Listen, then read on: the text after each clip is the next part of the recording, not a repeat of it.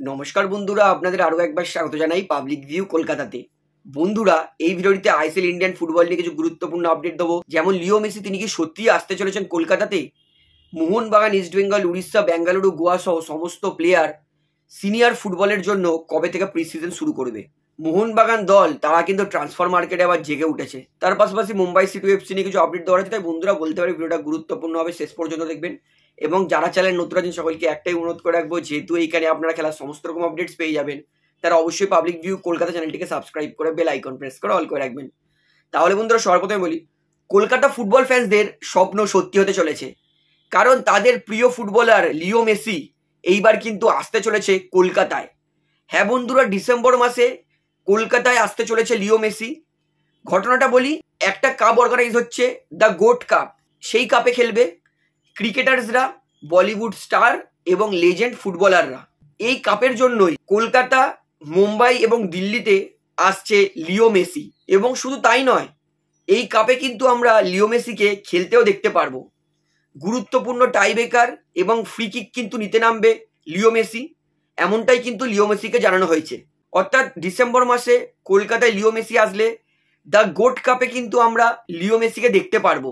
আরও একবার বলে দিই, গোট কাপে খেলবে কিছু ক্রিকেটার, কিছু বলিউড স্টার এবং কিছু ভারতীয় লেজেন্ড ফুটবলাররা। তো 7 সাইড এই ফুটবল টুর্নামেন্টের জন্য কিন্তু আসছে ভারতে লিও মেসি। তো ভারতে লিও মেসি আসলে তো আমি অবশ্যই দেখতে যাব, কারণ মেসি আসবে, তাকে খেলতে দেখার এই সুযোগ কেউ হাতছাড়া করতে চাইবেই না। তো বন্ধুরা, এই নিউজটা জানার পর থেকে তো আমার তো খুবই আনন্দ লাগছে। আপনারা কতটা এক্সাইটেড লিও মেসিকে দেখার জন্য সেটা আমাকে অবশ্যই কমেন্টে জানাবেন। এবং এই ভালো আপডেটটা আপনাদের বন্ধুদের কাছে শেয়ার করে তাদেরকে জানাবেন কিন্তু তাদের প্রিয় footballer the goat Leo Messi আসছে কলকাতায়। তাহলে বন্ধুরা, এইবারে তার পরের আপডেট দিয়ে এটা হচ্ছে, সিনিয়র ফুটবলের জন্য আইএসএল এর ক্লাব কবে থেকে প্রি সিজন শুরু করবে? তো আমরা সবাই জানি এই বছর সিজন শুরু হবে ডুরান্ড কাপ থেকে।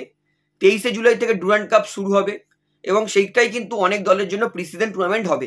তো যেহেতু 23শে জুলাই ডুরান্ড শুরু হবে, তাই প্রায় সমস্ত দলই নিজেদের প্রি সিজন শুরু করবে জুলাইয়ের সেকেন্ড উইক থেকে। সবার প্রথমে প্রি সিজন শুরু করবে সেটা হচ্ছে ইস্ট বেঙ্গল। যতদূর জানা গেছে 12 জুলাই থেকে 15 জুলাইয়ের মধ্যে ইস্ট বেঙ্গল নিজের প্রি সিজন শুরু করবে। তারপরে বেঙ্গালুরু এফসি তারাও সেম 12 জুলাই থেকে 15 জুলাইয়ের মধ্যে নিজের প্রি সিজন শুরু করবে।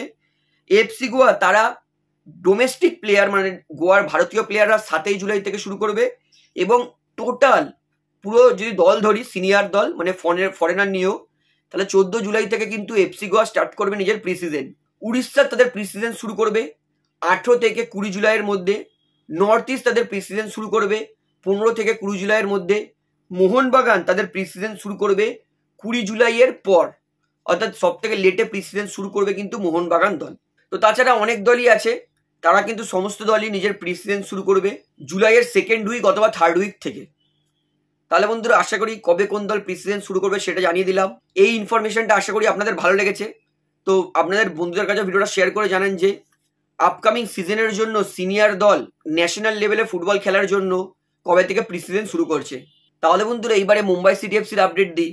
মুম্বাই সিটি এফসি তারা কিন্তু আরও একবার তাদের দলে সই করালো তাদের স্ট্রাইকার হরে পেরেরা ডিয়াসকে। হরে পেরেরা ডিয়াস মুম্বাইয়ের জন্য দুর্দান্ত ফুটবল খেলেছিল। তারপরে কেন যে মুম্বাই ছাড়লো ডিয়াসকে, তো আবার কিন্তু ডিয়াস বেঙ্গালুরুতে খেলার পরে এক সিজন আবার কিন্তু মুম্বাই ফেরত যাচ্ছে, অর্থাৎ মুম্বাইয়ের প্লেয়ার আবার কিন্তু মুম্বাই ফিরছে।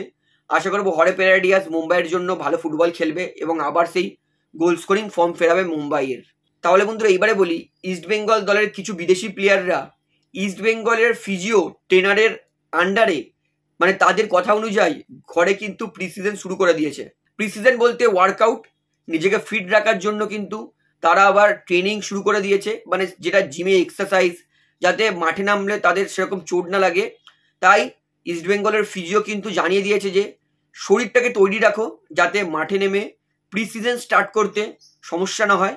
তাই জন্য ইস্ট বেঙ্গল দলের ফিজিও ট্রেনারের তত্ত্বাবধানেই কিন্তু ইস্ট বেঙ্গলের বিদেশি প্লেয়াররাও এইবারে ফিজিক্যাল ট্রেনিং শুরু করে দিয়েছে। অর্থাৎ ইস্ট বেঙ্গল আপকামিং সিজনে ভালো করবে, এটা থেকে কিন্তু মনেই হচ্ছে। তাহলে বন্ধুরা, এইবারে আপনাদেরকে বলি, মোহনবাগান কিন্তু ট্রান্সফার মার্কেটে জেগে উঠেছে। গতকাল মোহনবাগান পেজ থেকে পোস্ট করেছে, যেখানে দেখাচ্ছে একটা সিংহ বসে আছে এবং তার সামনে থেকে একাধিক হরিণ যাচ্ছে, কিন্তু সে চুপ করে বসে আছে। কিন্তু ফাইনালি সেই সিংহটা উঠে নিজের মাথাটা ঝাঁকিয়ে এবার তৈরি হচ্ছে ট্রান্সফার মার্কেটে আগুন লাগানোর জন্য। অর্থাৎ এর থেকে বোঝাই যাচ্ছে যে মোহনবাগান কিন্তু এইবারে পুরোপুরি তড়িঘড়ি উঠে বসেছে ট্রান্সফার মার্কেটে আগুন লাগানোর জন্য। কারণ গতকাল কিন্তু বিকেলবেলায় অফিসিয়ালি ফিফা মোহনবাগানের transfer ban, player registration ban কিন্তু তুলে নিয়েছে। তো দেখা যাক মোহনবাগান এবারে কোন প্লেয়ারকে সই করে। তাহলে বন্ধু ভিডিওখানে শেষ করছি, আশা করি ভালো লাগলো। তো ভিডিওটি ভালো লাগলে অবশ্যই লাইক করুন, কমেন্ট করুন, শেয়ার করুন এবং চ্যানেল নতুন সকলকে একটাই অনুরোধ করে রাখবো, যেহেতু এখানে আপনারা খেলার সমস্ত রকম আপডেটস পেয়ে যাবেন, তারা অবশ্যই পাবলিক ভিউ কলকাতা চ্যানেলটিকে সাবস্ক্রাইব করে বেল আইকন প্রেস করে অল করে রাখবেন। ধন্যবাদ।